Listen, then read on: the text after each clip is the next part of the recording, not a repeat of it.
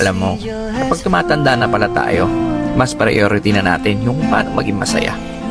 Marirealize mo na mas masarap i-enjoy ang buhay pag masaya ka.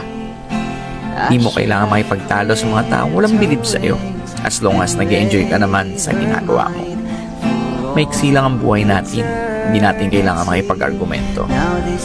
Positive people will always choose happiness. Kaya kung saan ka masaya, tuloy mo lang.